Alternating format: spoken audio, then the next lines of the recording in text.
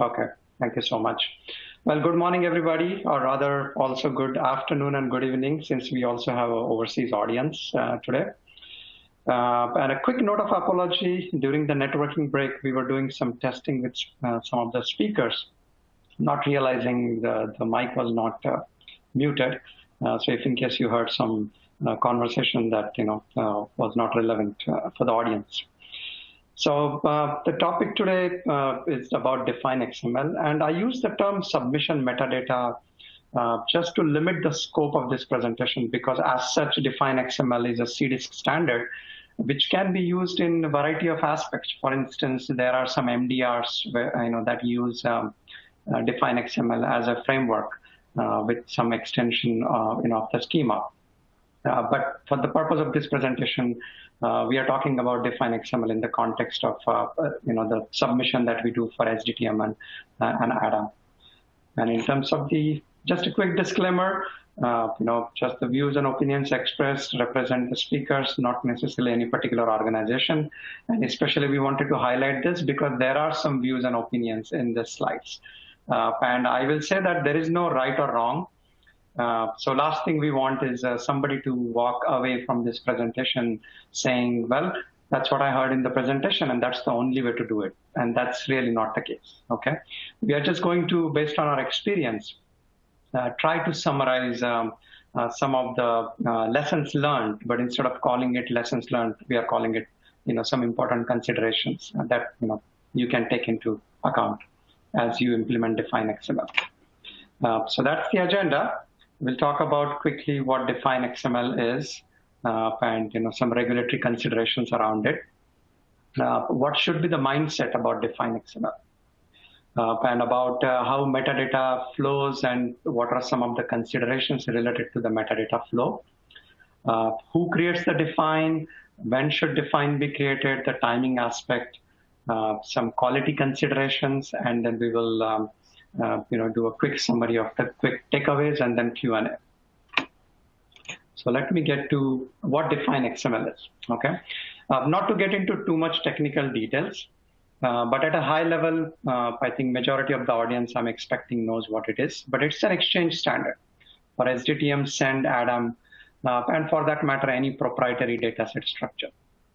It doesn't have to be a CDISC standard database. It contains the metadata that is intended to describe the database that you are submitting.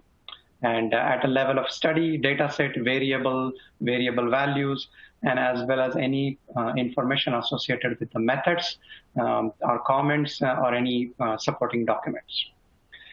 But as such, Define XML is nothing but a stream of plain text with an embedded markup language. So by itself, Define XML, if you open it, it will just look like a text with some code. But what makes it viewable is the style sheet in the browser. So Define XML goes along with the style sheet in order to make it render in a way that audience can read it basically. And Define XML version 2.0, which is the currently accepted version in regulatory agencies, or at least with FDA, with PMD accepts both. It can be used to transmit metadata for SDTM IG version 3.12 and higher, ADAM IG 1.0 and higher, and send IG 3.0 and higher. Okay, so just a quick summary of where Define XML fits in the clinical flow. And if you look at here in the middle, where we start with the raw data, and then your SAS programs convert the raw data into SDTM. Then your ADAM SAS programs, they convert the SDTM data into ADAM datasets, and then you have TFL programs which convert your ADAM datasets to TFLs, which get inserted in the CSR. So the define in the context of submission comes into picture for SDTM data and analysis data. So although our analysis data and SDTM data are typically created in a SAS dataset format, for submission purpose, we convert them into XPT format. And the metadata that is in that XPT that we are going to submit, that is all described in the Define XML, along with the other documents such as the reviewer's guide. So in a particular study, a classic clinical trial study, you would have two Define XML. one for SDTM, one for ADAM, submitted separately in the respective folders. Okay, so now a little bit about the mindset for Define XML. Okay, so the first one is the mindset that Define XML is just a glorified proc contents, and I have heard this in the past. Okay, and the argument is not about whether that statement is true or not, because it depends on how you look at it. It can be true, but I think the issue is the connotation behind this statement. And that may not promote a good quality culture. And this is important to note, because then when you make a statement, then it minimizes, especially the connotation minimizes the importance of that document. Not to mention, all, the things that go into the Define XML. You can imagine the CDISC Define XML team. It's a years of hard work in developing that standard. So, it's not just a proc content. There is a lot goes in there. And also, it is not something that you press a button and you create it. Although software may do that, but as one of our industry colleague, Lex Jansen, would explain, that it's a click of the button after you have done all the work. So there's a lot of work goes into the Define XML. So what's an ideal mindset? What we recommend is, as a metadata that provides documentation for study data and results, Define XML is a very important regulatory submission document. So when you have that kind of mindset, then you have the right perspective about the quality. And we'll talk a little bit more about quality and not going extreme about the quality and defining what quality looks like for your organization. So we have a few slides that will cover that. Now, a couple of slides about the regulatory considerations. I think for FDA, especially first two are important to note. What FDA says in the SDTM Technical Conformance Guide, that the data definition document file is considered arguably the most important part of the electronic data submission for regulatory review. So it's a pretty important file. And if you think about it, as a sponsor or a CRO who is working on a clinical study, we live in that study. So we are familiar with that data. Like, imagine how many times we go in that data. But still, sometimes we struggle understanding where things are. But when you actually submit that package to the regulatory agency, imagine for regulatory agencies, it's the first time they are seeing the data. So how do you make that regulatory review efficient, so that the reviewers can get themselves familiar with the data as quickly as possible? And that's where the importance of Define XML comes in, and how well you have documented, how accurately you have documented, especially regarding primary endpoint, whether FDA can quickly figure out which data set has the primary endpoint information, and the algorithm for your primary endpoint, are they documented well in the Define XML so that FDA or PMD can replicate on their end. The second thing, and FDA says that an insufficiently documented data definition file is a common deficiency that reviewers have noted. And then the other bullet points are basically saying that the sponsor needs to consider all the details in this file, regarding the derived variable, especially all the code list and origin should be accurate, and any dictionary versions that are documented should be accurate. Next slide. Few PMDA consideration. Again, mostly it's the repetition of the information. The definition document for SDTM and ADAM should be created into XML format. So just clarifying that the PMD expects in XML format. It should contain all the details regarding the data sets, the variable, possible values, control terminology, and things of those nature. The third one is an interesting one. Ensure the relationship between the analysis results shown in the application document and the analysis data sets is easily understandable. So this is, with FDA currently, analysis results metadata is not expected. With PMD, although not mandatory, it is strongly recommended. So pretty much industry, when they are planning their PMD submission, they do the analysis results metadata. And as per PMDA, Although Define XML is the expected format, if it is difficult to provide in XML format, then PMD also accepts it in the PDF format, as per the regulatory guidance, current regulatory guidance. Okay, a few metadata flow considerations.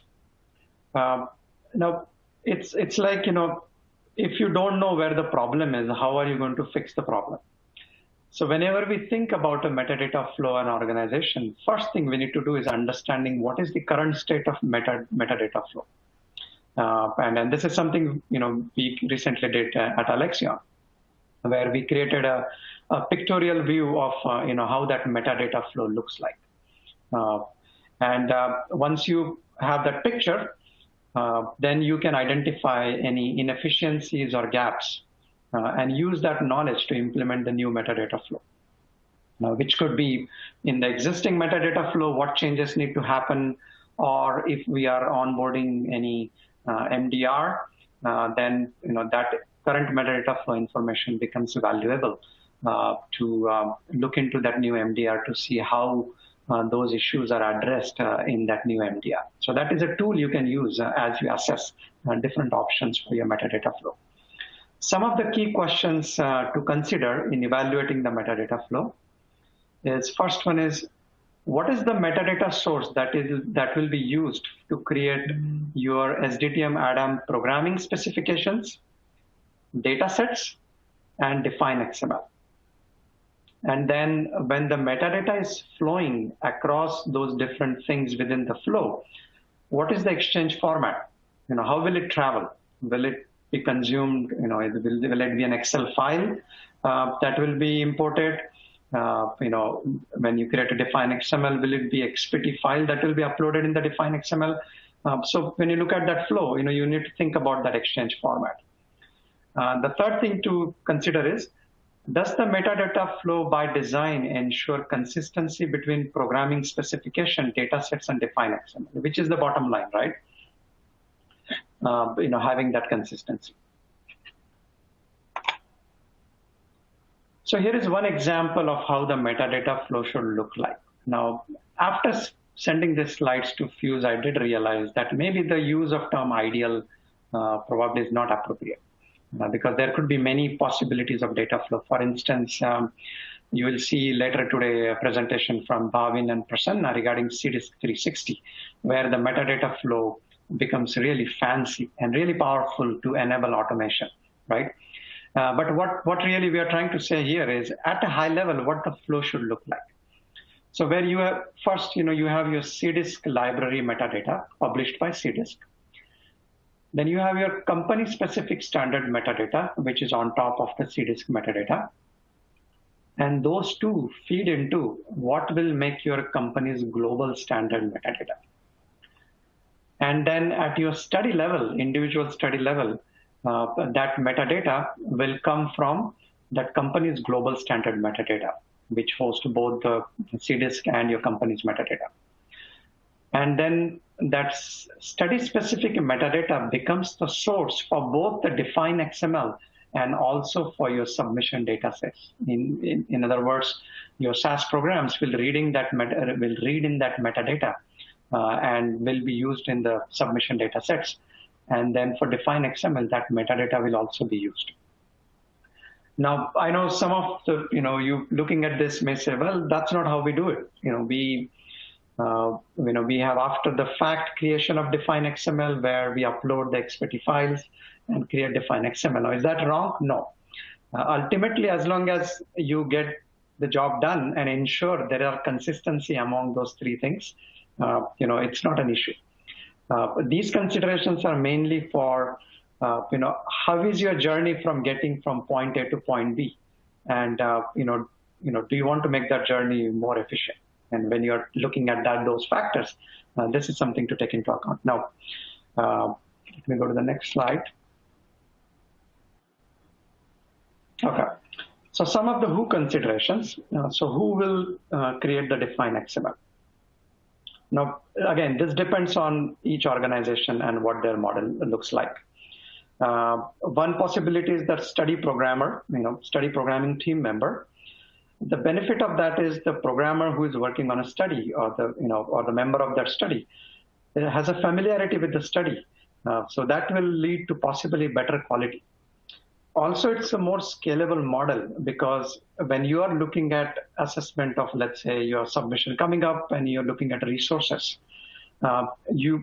study programmer is already part of that resource. Now it's just you're extending that responsibility of the Define XML. But if you have a dedicated person doing Define XML but not working on a study, but then sometimes you have submission, sometimes you do not have submission. So then the scalability becomes a challenge, But the challenge with the first approach is time availability, because sometimes study programmers are so busy with, creating TFLs, trying to, lock the database. And even after locking the database, new TFLs being asked, by the clinical team as CSR is finalized, So that becomes a challenge. Also, keeping up with the Define XML knowledge, because even if, let's say, a study programmer has a good knowledge of Define XML, but then there is a silence period for a while, and then again they have to get back to Define XML. Then they have to catch up. That becomes a challenge. Handling any technical Define XML related error, that could be a challenge. So recommendation is you use a tool and a process that reduces the burden on study programmers. Have frequent training, have a formal QC plan, and have subject matter expert who can provide the guidance as needed. The second approach, where independent team member who is not on the study but has a specialized knowledge of Define XML. The benefit is that they are well trained in the Define XML knowledge, so possibly a quicker turnaround. It lets study team focus on other deliverables. But the challenge is scalability, as I mentioned before, and the lack of familiarity with the study. And there is a chance of inadvertent changes impacting the quality. For instance, trying to reword the comment or derivation, not realizing that that is actually changing the meaning of how that variable is derived, because the person is not familiar with the study. So recommendation is to have a robust process to prevent comment or method updates during Define XML creation. And that's covered a little bit later in the quality considerations. And the when consideration, the timing, when should Define XML be created? Options could be pre-database lock or post-CSR finalization, or only create it when you have a submission. Few things to consider, create the Define XML, at least, a basic draft before database lock. That will prevent any surprises in the data later, impacting Define XML, such as any non-XML friendly characters, that are in your data values or maybe in your derivations. So those things can be caught, beforehand. And ideally, you want a tool and a process that allows creation of Define XML at any point, which means you have a single metadata system which hosts both your programming specification and also Define XML. And you press a button, and whatever metadata currently presents, it renders the Define XML. And has it been done? Yes, in my past life, it has been done. Some of my previous esteemed colleagues are in the audience today can vouch for it, that this has been successfully done. It's just a matter of finding the right tool. And with that, I'm going to pass on to Varia to cover the remaining slides. So Varia, please unmute yourself and take control. I have unmuted. Can you hear me? Yes, Varia, we can hear you. Great, fantastic. All right, so I'm going to speak a little about Define XML quality considerations. And one thing is that when you create a Define, it has a lot of moving parts to it, and it contains a lot of metadata. Some of that metadata has been generated often by whichever system you're using to create the Define, and some of it has been human created. So you could spend every resource you possibly had establishing the quality, performing QC, performing validation on a Define, and that it really can suck up every resource that you have available. It can take a lot of time. So what you really need to be able to do is, as your organization, you need to establish an idea of what a quality Define is, and then you need to establish a risk-based approach to it. Obviously, things which are major risks are things which, for example, show up as a reject in a Pinnacle 21 validation. Or you might see a major risk as you're looking at the overall quality of the description of variables and how they were created, and you think that there just isn't enough detail, or there's too much detail and it's completely unreadable. So being able to identify those risks is the first point of creating a quality plan for your organization, and then avoiding spending time on things which are not major risks, such as if you're looking at the explanations of how variables were created, and you think, well, they could be written more nicely, but in fact they're quite clear and they're quite understandable, then you wouldn't want to spend time on that. Making sure that you have a formal Define QC step in the process, and a checklist that the person who's QCing the Define, or people QCing the Define, can compare against, so that they know that they're looking at your quality standards. It's really important. And you can move some of the quality checking further up the process. So it doesn't have to be that you've created your Define.xml and perhaps it's a very large Atom Define, you have many analysis data sets, and nobody's looked at the quality of the comments yet. Well, this is something that could have been looked at earlier in the process, especially if you're using your spec to create the Define, and you could have made sure that those comments and methods are up to date when each of those data sets was created or completed. And then make sure that you've developed a best practice guidance, something that's a written guidance for your organization, and provided training on that so people know what your expectations are. And Fuse actually has a great completion guideline white paper that you can use to refer to as what your best practices might look like. So moving on, this is an overview of a possible Define QC framework, and it shows 3 pillars, and one of those is that you would have Pinnacle 21 validation. This is going to be important because you do need to make sure that your Define has been validated against the data, and it will also ensure that your XML is valid and correct. And then the middle piece shown here is a SAS-based validation. And this is actually, this diagram shows Prafulla's work, which was published about, or presented about at an annual conference at Fuse, Pharmasec, sorry, my apologies. And this piece actually shows a method based on taking your submission Define, and this was done for Define 1.0. Prafulla is working on a version for 2.0. But taking that Define and using an XML map to SAS to create SAS data sets for it, and then comparing that against the metadata coming from your submission XCPs. So that's a piece that allows a SAS comparison to make sure that everything is correct.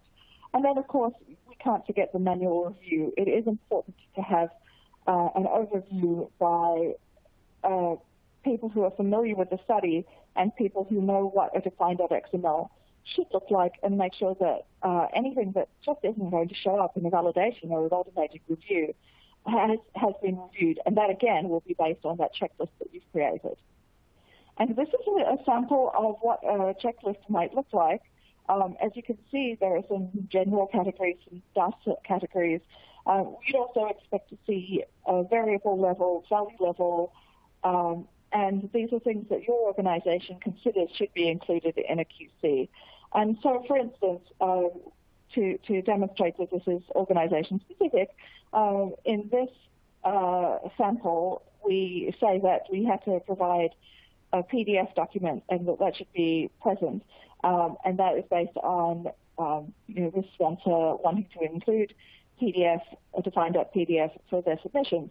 But if you had made a decision that that was something your organization wouldn't do, then that obviously wouldn't be on your specific organization's QC checklist.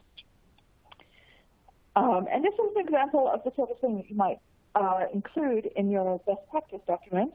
So this is a best practice example showing code list and showing the way that we need to provide plan versus actual data code lists in XML. And another example is this is a piece of a best practice, and it's showing where you might want to use different code list subsets. So, for instance, in this example, it's showing that you would want to use different unit code list subsets when you're providing a define because you wouldn't, for instance, want all your concomitant medication units to be in the same code list as the lab units, because someone trying to understand your concomitant medication metadata would not be able to find what they were looking for. So that's just an example of what your best practice would look like. So with the application of a process that you've created, where there's a formal QC step, using a checklist and a best practice document that people are trained on, you can really provide excellent quality at a quality standard you set without getting into the weeds on things which you really shouldn't be focusing on. So I'm going to hand back to Prafulla now. Okay, thank you, Varia. So just a quick wrap-up key takeaway. So first is establish the right mindset towards Define XML so you can have a good quality culture about it in the organization. Understand the current state of your metadata flow, identify opportunities to enhance it. Consider a single metadata source for both the datasets and Define XML. Establish parameters of what quality of Define XML means to your organization, and develop quality checklist, best practice document training, and I forgot to write here, automation is one thing consider. And we presented SaaS-based. There are also possibilities using open source technologies or languages such as Python. The only thing you have to be careful about is, after all, it is a regulatory submission document. So you need to make sure all the compliance in terms of the software and the validation in a validated system and things of those nature. But many possibilities exist there as well. So with that, I think we'll open it up for question. I guess we have a few minutes left. So Greg, back to you for any possible questions that may be coming up shortly. Okay, great. Thank you, Prafulla and Varia. Another outstanding, relevant conversation around an application or certainly a deliverable we all are well aware of and routinely create and manage. So we do have a couple of questions coming in. Actually, the first one's more of a comment, but it might be a good discussion point. This comes from EMD Serono. Just a comment, in our organization, we cannot wait until database lock is set up to Define XML would need to be set up prior to decision-making interim analysis as defined in the study protocol. And it's also good to have on studies ongoing within SDK for reference use. So I don't know. I mean, that's... So Greg, you cut off a little bit there, at least for me. Do you mind repeating the question?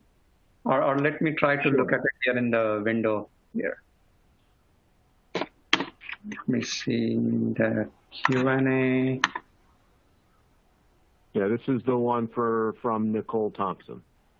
Okay, in our organization, we do not wait until the DBL to set up Define XML. The Define XML would need to be set up prior to decision-making interim analysis as defined in study protocol. It is also good to have on studies ongoing within SDTM transfer for reference to use. So yes, that's a good comment. And I think I mentioned in one of the slides that if we are, it's good to have Define XML, or rather a system that allows you to create Define XML at any point during the life of your study.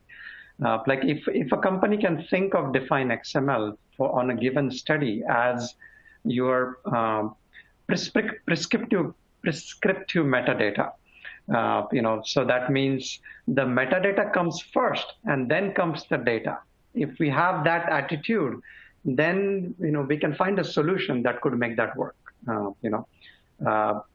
So Define XML from the get-go is an excellent idea. It's just a matter of making it work and having the right tool and a process for that.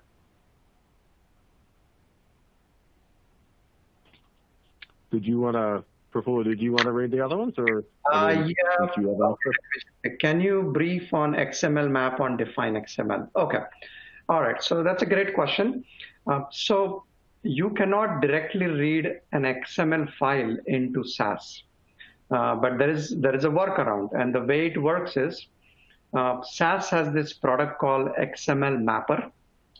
What that does is when you upload your XML file in that XML Mapper, and then you click, for example, auto map feature, then what XML will do is, what the XML Mapper will do, it will create a file with an extension called map, okay? And that map file has instructions for SAS's XML livename engine, how to convert that XML file into SAS dataset. Once you create that map file out of XML mapper, you could also manually edit it if you want to influence the database that comes out in SAS. But once that map file is finalized, then within SAS, what you need to do is, in the livename statement, you use the XML engine, and then you reference that location of that map file. And what that will do is it will convert your XML file into a bunch of different SAS datasets. And now you got everything in SAS. One of the slides has a paper reference, so feel free to use that. Also, there is a paper published by Alexion recently, and he talks about not only this XML mapper method, but there are also other methods of getting XML, define XML into SAS. Let me go to the next one. Is define XML mandatory for submission? Yes, it is for a CDISC submission. Define XML is a mandatory file for both FDA and PMDA. And I respect the fact that you are new to the field. Thanks for mentioning that. But the two important documents are data standards catalog from FDA and PMDA. You can reference that to understand the requirements. So Greg,